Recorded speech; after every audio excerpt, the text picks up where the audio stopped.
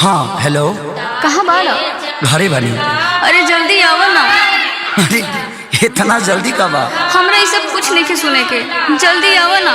अरे तो इतना घबराइल काहे बड़ू? हमरा जिंदगी और मौत के सवाल बा, प्लीज जल्दी आ जाना। ठीक बा आओ।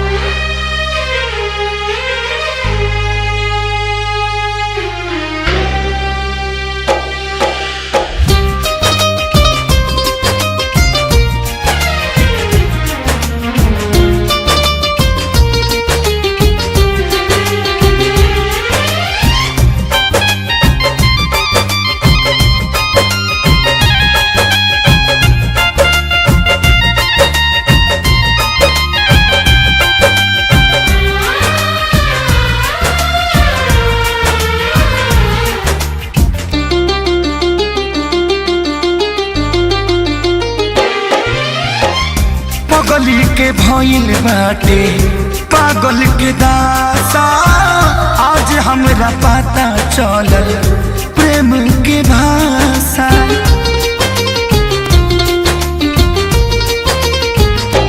हाँ पगली के भइल बाटे पागल के दासा, आज हमरा पता चलल प्रेम के भाषा।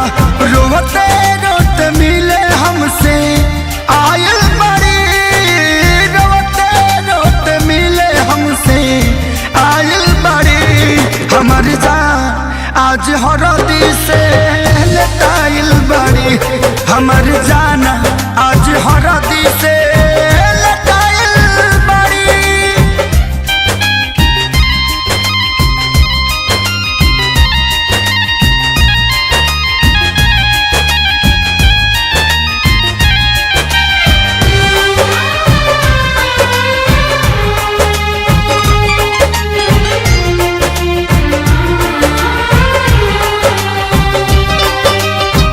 घर परिवार देख खोजत होई जा, छतिया पमुड़ी धके रोवा तारी एही जा।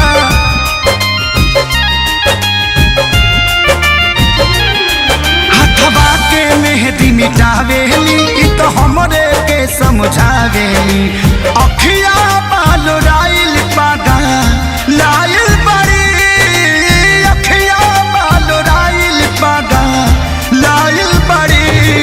हमर जान आज हरद से लटाइल बड़ी, हमर जान आज हरद से लटाइल बड़ी।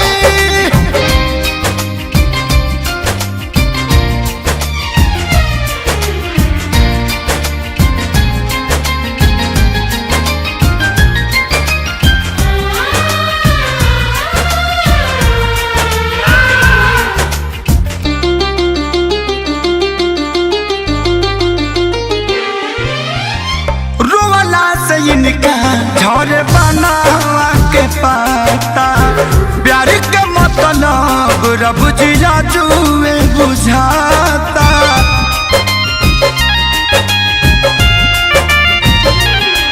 हम इनका से तनिको खफा नहीं खी, काहे की जान बेवफा नहीं खी। अखिलेश के खेसारी खाती भुलायल बड़ी, अखिलेश के खेसारी खाती भुलायल बड़ी। हमर जान आज हरद से लटाइल बड़ी, हमर जान आज हरद से लटाइल बड़ी। ए जान हम तो के छोड़ के ना जाए। सुना, कुर्बानी के नाम ही तो प्यार होला, और प्रेमी से बढ़ के परिवार होला। सबके इज्जत के बात बजान, तोहरा चले के परी चला।